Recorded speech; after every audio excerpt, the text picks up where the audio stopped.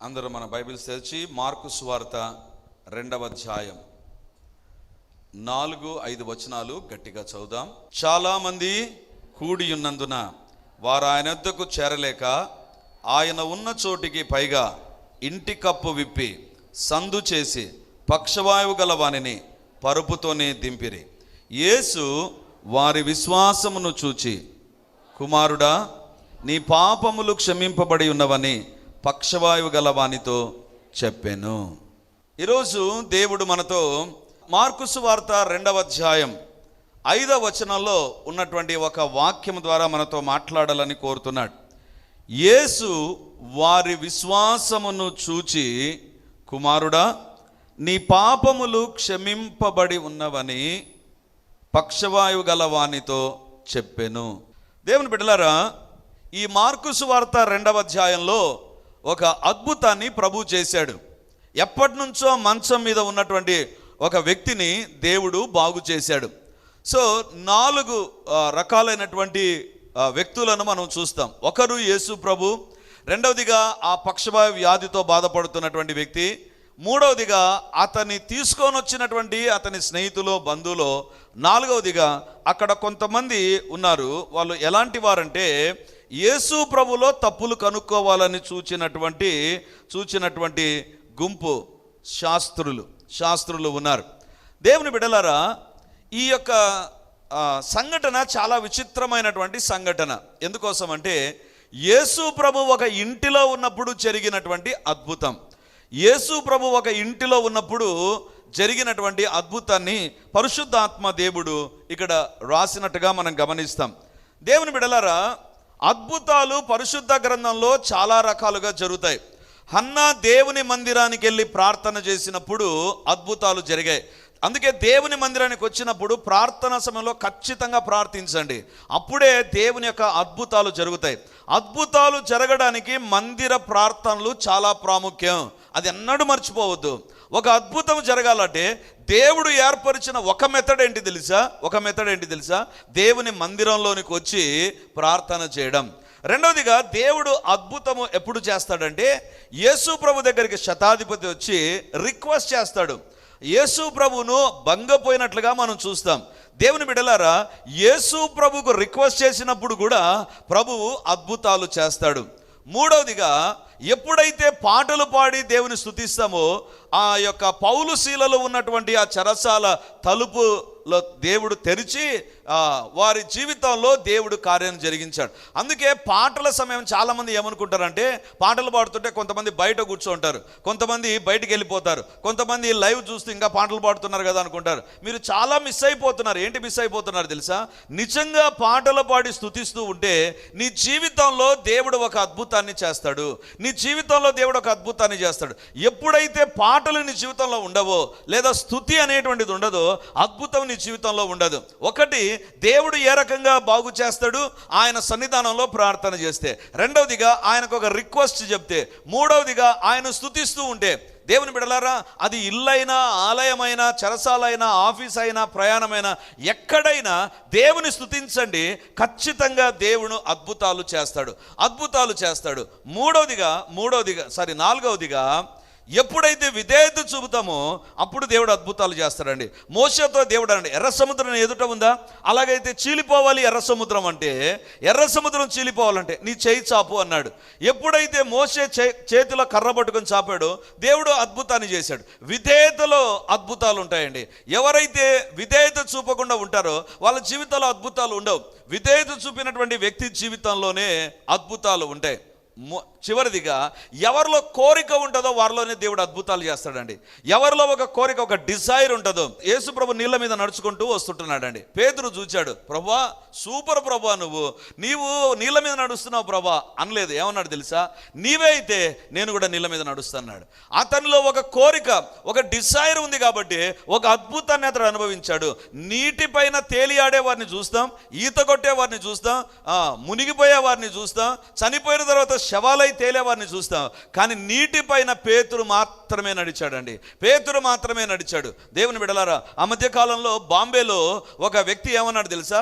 నా దగ్గర ఉండేటువంటి విద్యతో, నా దగ్గర ఉండేటువంటి ఆయా శక్తుల ప్రభావంతో నీటి మీద నడుస్తాను తెగ పబ్లిసిటీ చేశాడు.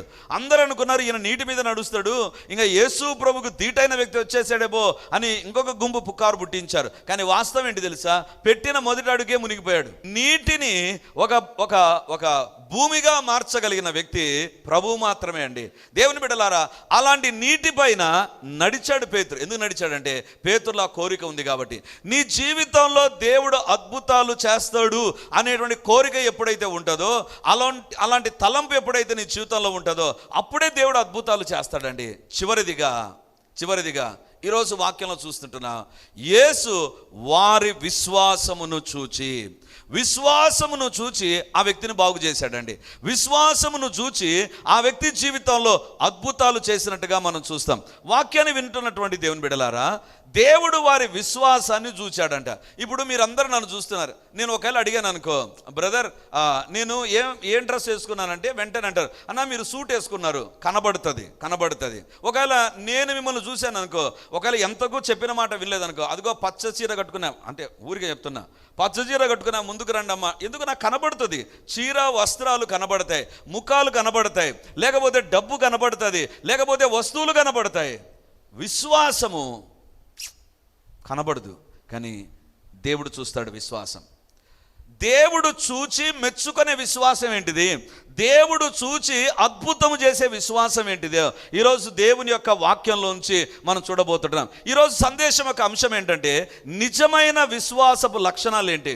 విశ్వాసం నీలో ఉంటే అది నిజమైన విశ్వాసం అయితే, అది దేవుడు ఇష్టపడేటువంటి విశ్వాసం అయితే, ఆ విశ్వాసంలో జరిగేటువంటి కార్యాలు ఏంటివి? ఆ విశ్వాసము ఎలాంటి కార్యాలు జరిగిస్తుంది? ఎలాంటి లక్షణాలు విశ్వాసంలో కనబడతాయి? ఈరోజు దేవుని యొక్క వాక్యంలో మనం చూడబోతున్నాం. What are the true characteristics of faith? విశ్వాసము యొక్క నిజమైన లక్షణాలు ఏంటి, లేదా నిజమైన విశ్వాస లక్షణాలు ఏంటో ఈరోజు దేవుని యొక్క వాక్యంలోంచి మనం చూడబోతున్నాం. దేవుని బిడ్డలారా, ఒక వ్యక్తిలో కానీ, ఒక కుటుంబంలో కానీ అద్భుతాలు కానీ, మేలులు కానీ, సూచక్రియలు కానీ, వాగ్దానాల నెరవేర్పులు కానీ, దీవెనలు కానీ, ఏ విధమైన ఆశీర్వాదాలు నీ జీవితంలో కావాలన్న గుర్తుంచుకో, యు నీడ్ ఫెయిత్. విశ్వాసం నీకు కావాలి. విశ్వాసము, నిజమైన విశ్వాసము ఉండేటువంటి లక్షణం ఏంటో, ఈరోజు లక్షణాలు ఏంటో దేవుని యొక్క వాక్యం నుంచి చూడబోతున్నా. నిన్న సాయంత్రం ఈ వాక్యాన్ని నా చేతిలో పెట్టుకొని దేవుని అడిగాను, ప్రభువా నీవు వారి విశ్వాసాన్ని చూచావంట. ఈ విశ్వాసము ఎలా కనపడింది నీకు? అసలు ఆ విశ్వాసంలో ఉండేటువంటి లక్షణాలు ఏంటి? విశ్వాసముకు ఉండేటువంటి లక్షణాలు ఏంటి? లేదా వారిలో నువ్వు చూసినటువంటి లక్షణాలు ఏంటి? ప్రభువా నాతో మాట్లాడు. దేవుని బిడ్డలారా, దేవుడు మాట్లాడినటువంటి ఒక 4 విషయాలను మీ ఎదుట నేను ఉంచాలని కోరుతుంటున్నా. నీలో విశ్వాసం ఉంటే దేవుడు ఏ అద్భుతమైన చేస్తాడు. Nothing is impossible with the lord if you are having a proper faith. సరి అయిన విశ్వాసం, సరిపోయినటువంటి విశ్వాసం, వాక్యానుసారమైన విశ్వాసం ఎప్పుడైతే నీ జీవితంలో ఉంటుందో, దేవుడు ఏ అద్భుతమైన చేస్తాడు. రాసి పెట్టుకోండి, నిజమైన విశ్వాసం. ఈ విశ్వాసపు లక్షణాలు మన జీవితాల్లో ఉంటే నీవు ఏ అద్భుతం ఎదురు చూస్తున్నా ఆ అద్భుతాన్ని ప్రభు చేస్తాడు. ఎందుకంటే విశ్వాసం అనున్నది నిరీక్షింపబడు వాటి యొక్క నిజ స్వరూపం. ఖచ్చితంగా నీ జీవితంలో దేవుడు కార్యాలు జరిగించునుగాక. ఆమేన్. విశ్వాసమును గురించి ఈరోజు దేవుడు మనతో మాట్లాడబోతున్నాడు. సో వారిలో దేవుడు చూచిన విశ్వాసపు లక్షణం ఏంటిది? దేవుడు గమనించినటువంటి విశ్వాస లక్షణం ఏంటిది? నాకు అనిపించింది, నువ్వు గమనించావు అంటే అది వాక్యంలో రాసి పెట్టింటావు, నీ వాక్యంలోనే ఉంటుంది, నీ వాక్యమే చెబుతుంది అని ఆ వాక్యాన్ని చదవడం ప్రారంభించాను. మొదటిసారి చదివాను, రెండవసారి దేవుని వాక్యాన్ని మాటికి చదివితే అందులో కొన్ని నిగూఢమైన సత్యాలు దాగి ఉంటాయి.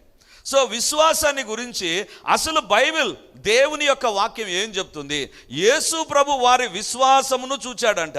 దేవుని బిడ్డలారా జాగ్రత్తగా వినండి, వారి విశ్వాసమును దేవుడు చూచాడంట.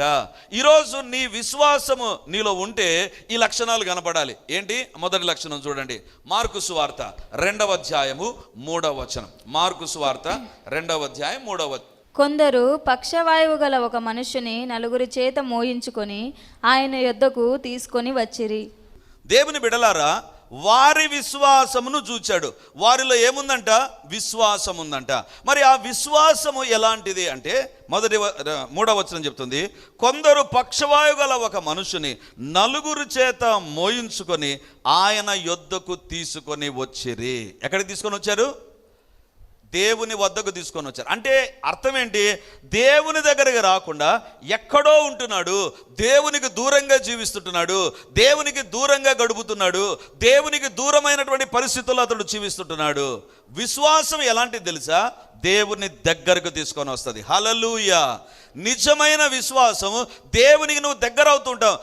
నీలో విశ్వాసం ఉంటే నువ్వు దేవునికి దగ్గర అవుతావు, వాక్యానికి దగ్గర అవుతావు, ప్రార్థనకు దగ్గర అవుతావు, పరిచర్యకు దగ్గర అవుతావు, చర్చికి దగ్గర అవుతావు. నీలో విశ్వాసం లేకపోతే మొట్టమొదటి లక్షణం ఏంటి తెలుసా? దూరం అయిపోతూ ఉంటాం. వాక్యాన్ని వింటున్నటువంటి దేవుని బిడ్డలారా, ఈరోజు దేవుడు మనతో మాట్లాడుతుంటున్నాడు.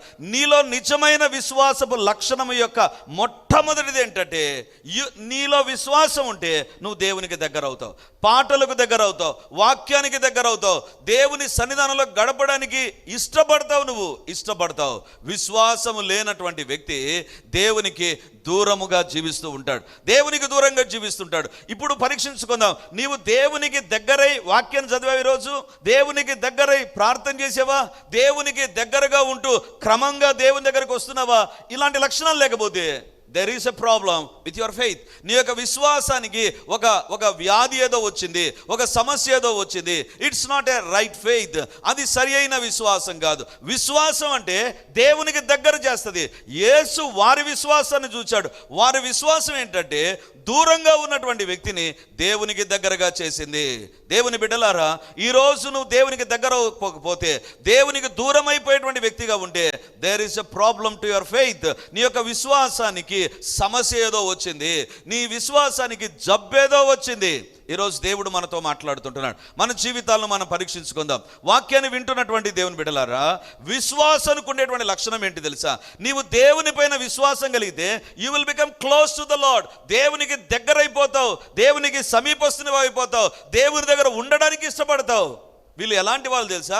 దేవుని దగ్గరికి వీళ్ళు రావచ్చు అండి, కానీ రానటువంటి వ్యక్తిని దేవుని దగ్గరికి తీసుకొని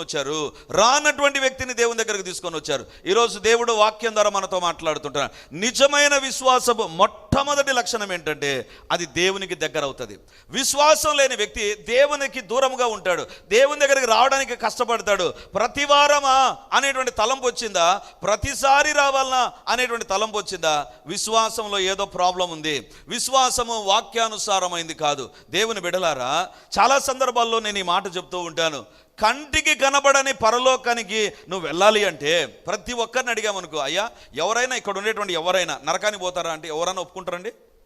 బై మిస్టేక్ కూడా ఒప్పుకోరు నరకానికి పోతామని. నరకానికి పోవడానికి మనకు ఇష్టం ఉండదు, కానీ పరలోకానికి పోవడానికి ఇష్టం ఉంటుంది.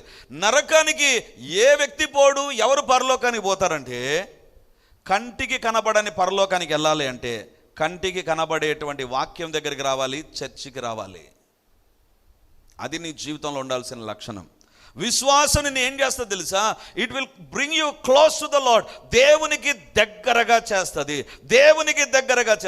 దేవుని బిడ్డలారా, విశ్వాసం నీలో ఉంటే దేవునికి దూరంగా నువ్వు దేవుని కోసం నువ్వు ప్రయాసపడతావు. దేవునికి ఎట్లా దగ్గర కావాలి, దేవుని కోసం ఎలా నేను బ్రతకాలి, ఎలా నేను జీవించాలి. దేవునికి దూరం అయిపోతున్నా, నేను కూడదు, నేను బైబిల్కి దూరం అవుతున్నా, ప్రార్థనకు దూరం అవుతున్నా, కుటుంబ ప్రార్థనలు లేకుండా పోతున్నాయి. I'm moving away from the lord. దేవుని నుంచి దూరం అయిపోతున్నా, నేను దూరంగా కూడదు.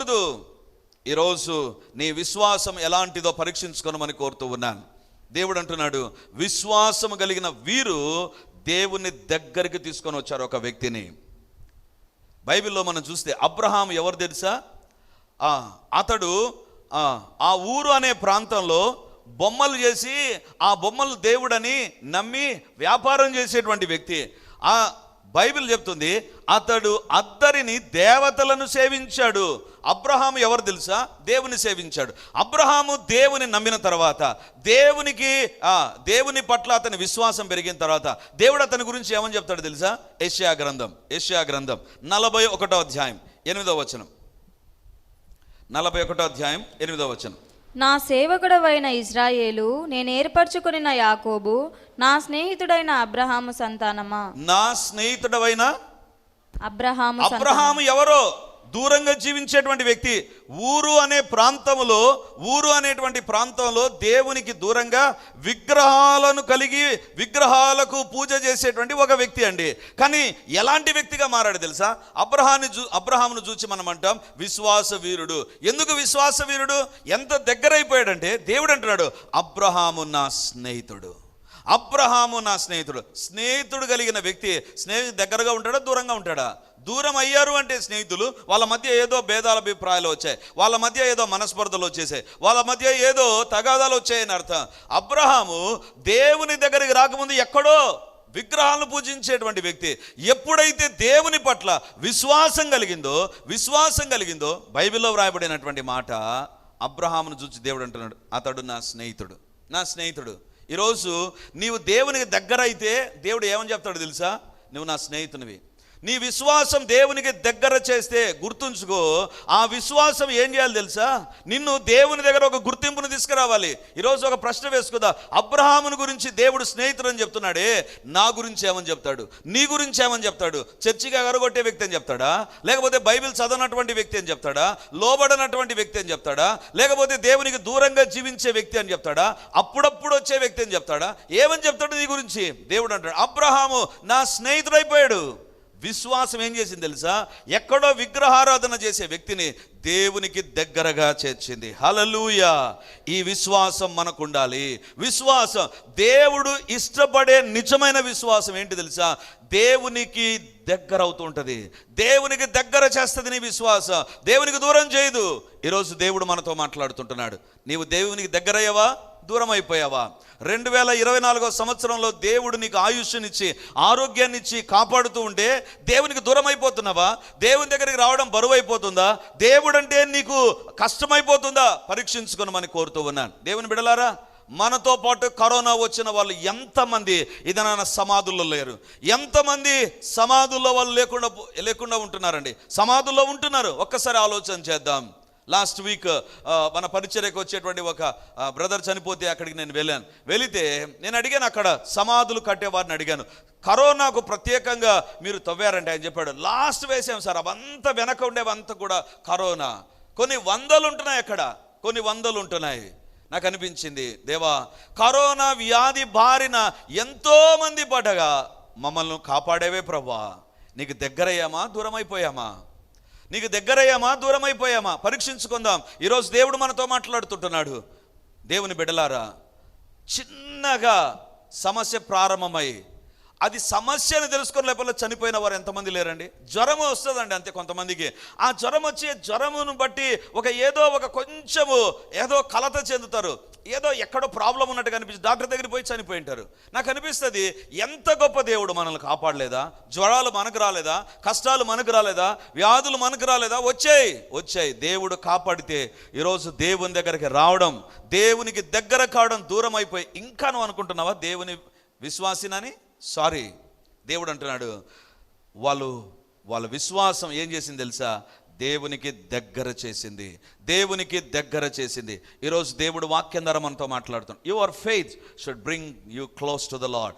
దేవునికి నిన్ను దగ్గరగా చేయవలసినదిగా ఉంది. రెండవదిగా, ఈ విశ్వాసం ఎలాంటిది చూడండి. మార్కు సువార్త 2వ అధ్యాయం 3వ వచనం. మార్కు సువార్త 2వ అధ్యాయం 3వ వచనం. కొందరు పక్షవాయువు గల ఒక మనుషుని నలుగురి చేత మోయించుకొని ఆయన యొద్దకు తీసుకొని వచ్చిరి. కొందరు పక్షవాయువు గల ఒక మనుషుని నలుగురు చేత మోయించుకొని ఆయన యొద్దకు తీసుకొని వచ్చిరి.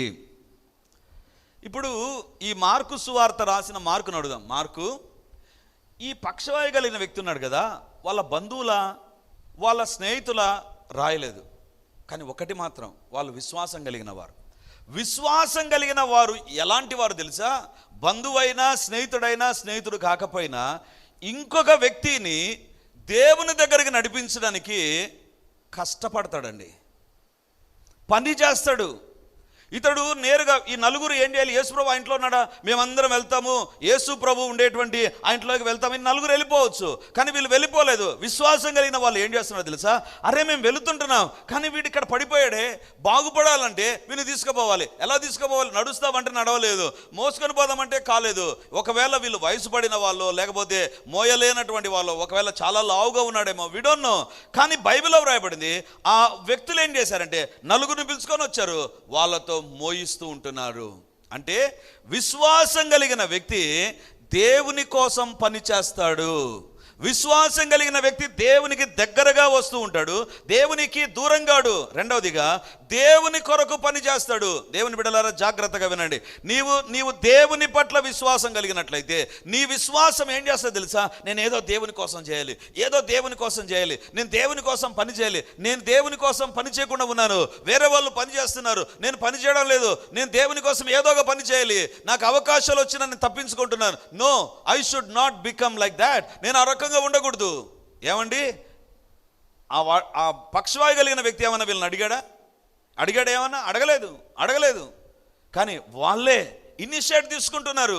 దేవుని బిడలారా, ఈరోజు దేవుడు మనతో మాట్లాడేటువంటి మాట ఏంటంటే, నీకు విశ్వాసం ఉంటే దేవుని పని చేయడానికి నువ్వు ఇష్టపడతావు, దేవుని కొరకు పని చేయడానికి ఇష్టపడతావు, దేవుని కొరకు పని చేయడానికి ఇష్టపడతావు. దేవుని బిడలారా, ఈ వాక్యాన్ని నేను చదువుతున్నప్పుడు అనిపించింది, వీళ్ళు ఆ నలుగురు చేత మోయించుకొని వచ్చారంట. అంటే ఒకవేళ మోసే వాళ్ళు అడిగింటారు, మాకు డబ్బు ఇవ్వాలి, డబ్బు ఇస్తాంరా, వాడిని మోయి. ఒకవేళ బైబిల్లో వ్రాయబడినటువంటి మాట, ఇంటిలో స్థలం లేదు కాబట్టి మిద్దె పైకి తీసుకొని వెళ్ళారు, ఇంటి పైకి తీసుకొని వెళ్ళారు, ఆ యొక్క రూఫ్ అంతా ఓపెన్ చేశారు. నాకు అనిపించింది దేవుని కోసం పని చేస్తున్నారు వీళ్ళు. దేవుని బిడ్డలారా, if you are having a faith, నువ్వు విశ్వాసం కలిగిన వ్యక్తివైతే నీ విశ్వాసం ఏం చూపిస్తుంది తెలుసా? దేవుని కోసం ఏదో ఒక పని చేసి తీరుతావు, ఏదో ఒక పని చేసి తీరుతావండి. ఇప్పుడు ఒక మాట చెప్తాను అర్థం కావడానికి. కాంగ్రెస్ పార్టీ మీద నాకు విశ్వాసం ఉంటే కాంగ్రెస్ పార్టీ కోసం నేను పని చేస్తా. వైఎస్ఆర్సీపీ కోసం నాకు విశ్వాసం ఉంటే ఆ పార్టీ వైఎస్ఆర్సీపీ కోసం పని చేస్తా.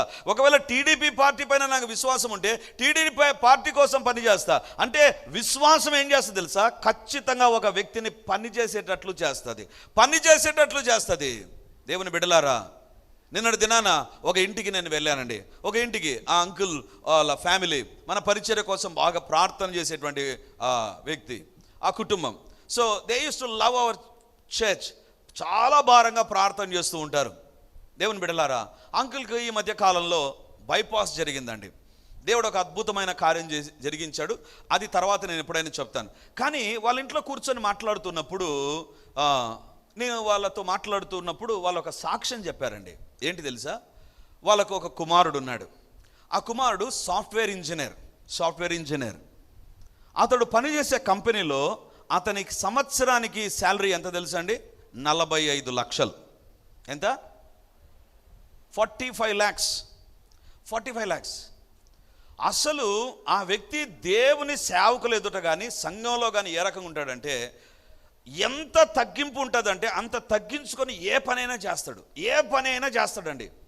వాళ్ళ ఇంటికి ఎప్పుడైనా నేను వెళ్ళినప్పుడు కనపడతాడు. అబ్బా, ఎంత తగ్గింపు, ఎంత దగ్గరుండి సేవకులను పరామర్శిస్తాడు. ఆ తల్లి ఏమని చెప్పిందంటే, వీళ్ళ నాన్నకు బాగలేనప్పుడు తనకు ఒక ఆఫర్ వచ్చిందంటండి. ఆయన హాస్పిటల్లో బైపాస్ అయినప్పుడు ఒక ఆఫర్ వచ్చింది.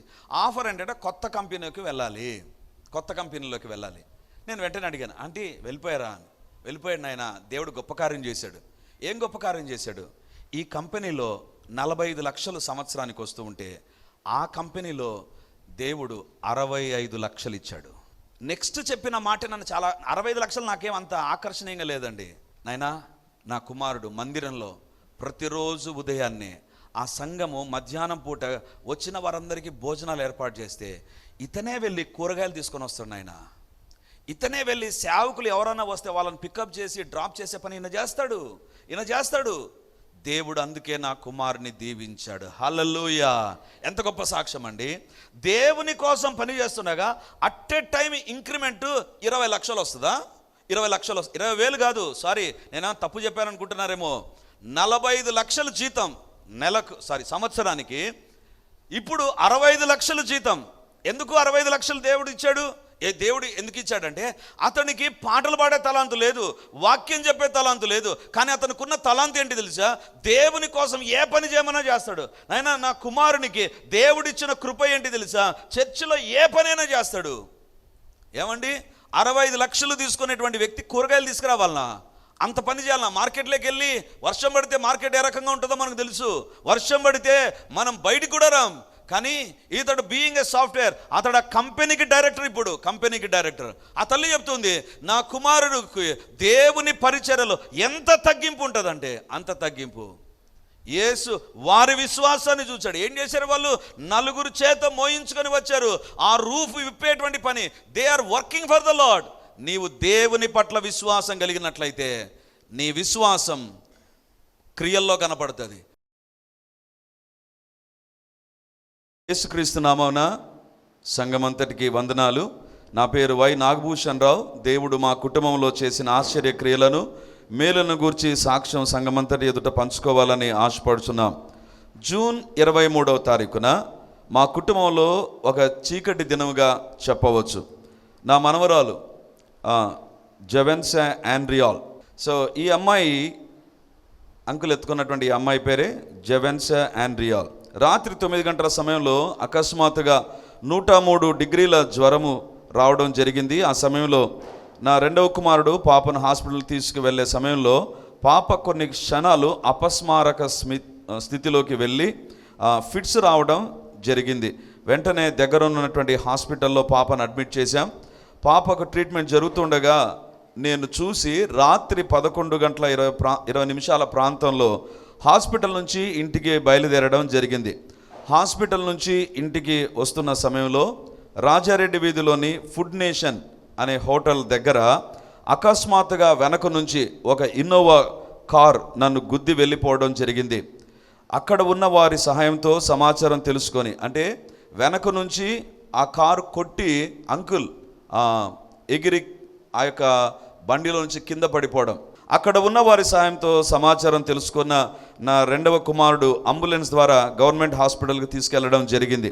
అక్కడ వైద్య సిబ్బంది గాయాలను శుభ్రపరిచి ఎడమ కంటికి, ఎడమ మోకాలికి పైభాగంలో కుట్లు వేయడం జరిగింది. అనంతరం సిటీ స్కాన్ చేసి పరీక్షించగా ఎడం వైపు పుర్రె చిన్నగా చిట్లి మెదడులో రక్తం గడ్డ కట్టడం ద్వారా మెదడులో రక్తస్రావం జరుగుతున్నది. వెంటనే తిరుపతికి కానీ కర్నూలుకు కానీ తీసుకెళ్ళామని తెలపడంతో రాత్రి 3 గంటల ప్రాంతంలో అంత దూరం తీసుకెళ్లడం కష్టం కావడంతో నా కుమారులు కడపలోని ఒక న్యూరో హాస్పిటల్లో అడ్మిట్ చేశారు. డాక్టర్లు ఐసీయూలో అబ్జర్వేషన్లో ఉండాలి అని చెప్పారు. 2 రోజులు ఐసీయూలో ఉండడం జరిగింది. ఆ సమయంలోనే సంఘస్థులు వచ్చి పరామర్శించి ప్రార్థించారు. బ్రదర్ సుధీర్ గారు కూడా వచ్చి ధైర్యం చెప్పి ప్రార్థించారు. ఇంకా 2 రోజులు వార్డుకు మార్చి టెస్ట్ స్కాన్ చేశాక సర్జరీ అవసరం లేదు, మెడికేషన్తో తగ్గిపోతుంది, హెల్త్ కండిషన్ బట్టి సర్జరీ అవసరం రావచ్చు అని చెప్పారు. కానీ 4 రోజులకే డిశ్చార్జ్ అయి ఇంటికి వచ్చే కృపను దేవుడు అనుగ్రహించాడు. హల్లెలూయా. రక్తస్రావం అయింది. అంటే తలలో గాయమయ్యపడి పుర్రె భాగం క్రాక్ వచ్చి తర్వాత రక్తం గడ్డ కట్టి మెదడు భాగంలో రక్తము చిమ్ముతూ ఉండగా వెళ్ళి ప్రార్థన చేశాను. అంకుల్ కూడా చాలా డల్గా ఉన్నారు, మాట్లాడలేని పరిస్థితిలో ఉన్నారు. ఆయన మాట్లాడించి ప్రార్థన చేశాను. ప్రభా, కృప చూపి అంకుల్ను స్వస్థపరచండి. ఎందుకంటే అంకుల్ మాటలను బట్టి చెప్పవచ్చు, అంకుల్ యొక్క బ్రెయిన్ అనేటువంటిది కూడా అఫెక్ట్ అయింది. ఎందుకంటే ఆ మాటల్లో క్లారిటీ లేదు, ఆ మాటలు మామూలుగా మాట్లాడిన విధానంలో లేవు. కాబట్టి దేవుని దగ్గర పట్టుదలతో చిన్న ప్రార్థన, ఐసీయూలో గట్టిగా ఎక్కువసేపు ప్రార్థన చేయలేం కదా, సో క్లుప్త ప్రార్థన చేసి వచ్చాను. ఆ రోజు యాక్సిడెంట్ జరిగినటువంటి రోజే ఉదయాన్నే జూమ్ ప్రేయర్స్లో నాకు నాగేంద్ర ఇన్ఫార్మ్ చేశాడు. సో అందరం కూడా ప్రార్థన చేశాం. దేవుని బిడ్డలారా, నేను హాస్పిటల్కి వెళ్ళి ప్రార్థన చేశాను. దేవుడు తన విశేషమైన కృపను అనుగ్రహించి ఈరోజు అంకుల్ తనంతట తానే నడుచుకొని వచ్చే కృపను దేవుడు అంకుల్ ఎదురులో చూపించాడు. వీళ్ళు రాసిన చివరి లైన్ చాలా ఆశ్చర్యంగా ఉంటుంది. యాక్సిడెంట్ సమయంలో మరణపు అంచుల నుంచి తన చేతులతో ఎత్తి పట్టుకొని అద్భుతంగా స్వస్థత క్రియలు చేసిన యేసుక్రీస్తు ప్రభువుకు కృతజ్ఞతాస్తుతులు చెల్లిస్తున్నాను. ప్రార్థన చేద్దాం. హల్లెలూయ, హల్లెలూయ, హల్లెలూయ, హల్లెలూయ. గొప్ప దేవానికి వందనాలు తండ్రి. నాకు ఏ సందేశాన్ని మీరు ఇచ్చారో అక్షరాల నేను అదే సందేశాన్ని అందించాను ప్రభా. ఇప్పుడు పరిశుద్ధాత్మ దేవ ఎవరిని ఏ తప్పు విషయంలో, పాపం విషయంలో, అవిధేయత విషయంలో ఒప్పించాలో ఒప్పించండి ప్రభా. పరిశుద్ధాత్మ దేవుని ఒప్పుదల ఇక ప్రారంభమగును గాక. పరిశుద్ధాత్మ దేవుని యొక్క సంధింపు ఇక ప్రారంభమగును గాక. పరిశుద్ధాత్మ దేవుని కార్యాలు గొప్ప రీతిలో జరుగును గాక, గొప్ప రీతిలో జరుగును గాక. ఒప్పించే ఆత్మ ఇప్పుడు పని చేయను గాక. పాపాలను తండ్రి, అవిధేయతను తండ్రి, ఏది నీకు వ్యతిరేకంగా చేశారో వాటన్నిటి ఒప్పుకునే ఆత్మ ఇప్పుడు పని చేయునుగాక. మా యొక్క విశ్వాసాన్ని అవిశ్వాసంగా మార్చే ప్రతి పరిస్థితిని మేము ఒప్పుకొందుముగాక. ఎక్కడ నీకు దూరమయ్యామో నీ సిల్వ రక్తం మమ్మల్ని కడుగునుగాక, నీ సిల్వ రక్తం మమ్మల్ని కడుగునుగాక. దేవా, ఎక్కడ నీకు దూరం అయిపోయామో, నీ వాక్యానికి, ప్రార్థనకు, భక్తికి, మందిరానికి తండ్రి దూరమైపోయి ఉంటే నీ సిల్వ రక్తం కడుగునుగాక, నీ సిల్వ రక్తం కడుగునుగాక. నువ్వు మా కోసం సిలువనే మోసి నీ కొరకు మేము పని చేసే వారముగా ఉందుమోగాక. నీ శక్తి పని చేయనట్లుగా సహాయం చేయమని యేసు నామమందు ప్రార్థించి అడిగి పొంది ఉంటున్నాము తండ్రి. ఆమేన్, ఆమేన్.